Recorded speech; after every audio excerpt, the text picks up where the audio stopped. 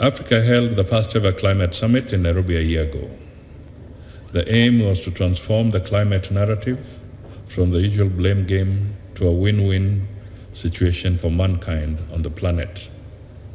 The bold commitments in Nairobi have since been translated into some 4 key initiatives. First, the Accelerated Partnership for Renewables in Africa.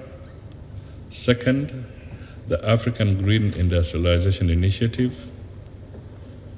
Then third, we have the Africa Climate Smart Agriculture Alliance that brings together governments, research institutions, and the development community to promote sustainable farming practices, provide farmers with tools to adapt and build resilience to the changing climatic conditions, and achieve sustainable food systems.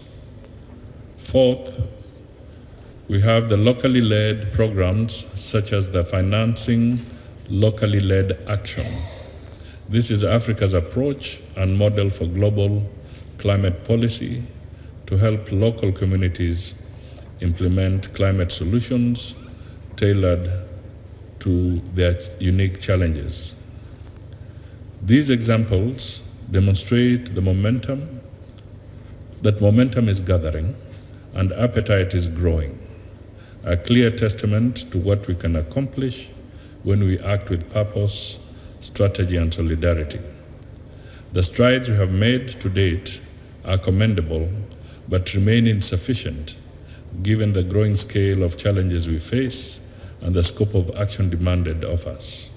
We must therefore up the game to turn all the commitments into concrete outcomes. We must mobilize the much-needed climate finance from both the public and private sources in scale and with urgency, striking a balance between mitigation and adaptation to ensure economic and social resilience as well as planetary safety. The replenishment of the African Development Bank Fund, ADF, and the IDA Development Association is therefore critical to finance resilient infrastructure, expand energy access, and drive sustainable development across the continent. A robust ADF and IDA replenishment will enable energy access for over 300 million Africans, ensuring development in a climate-smart way. We urge for reforms on the current global financial architecture, including by introducing debt for climate swaps, climate-specific funds, and restructured lending terms to enable Africa respond effectively to the climatic emergencies. Meaningful reforms will enhance access to climate finance and address the ballooning interest on loans, which create unjustifiable debt burdens for developing countries. It will also create equitable financial systems and empower the developing world towards achieving their climate and development goals. The Pact for the Future, adopted recently at the Summit of the Future, underscores the call for shared responsibility and mutual accountability. The true spirit of this pact is that challenges can be daunting but surmountable when we act in concert. I invite each and every country to join us in galvanizing a coordinated, collaborative effort to fulfill the goals of the Nairobi Declaration and beyond.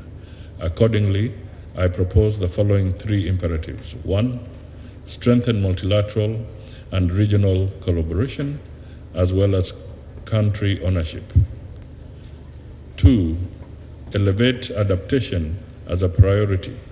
Adaptation is a matter of survival, justice, and dignity for millions of Africans.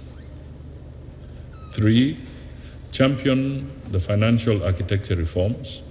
We should advocate for financial reforms to grant African nations greater flexibility, autonomy, and significantly lower the cost of capital.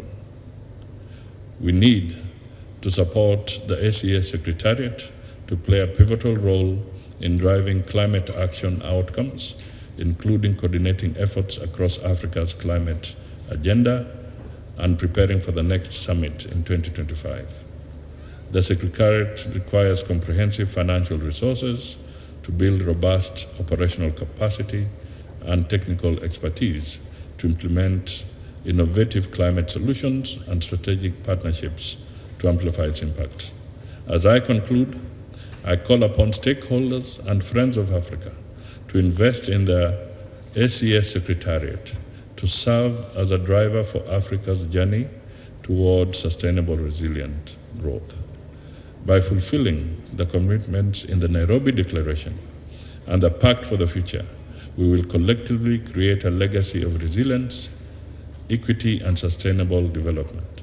Let us maintain the momentum with renewed commitment, innovation, and collaboration.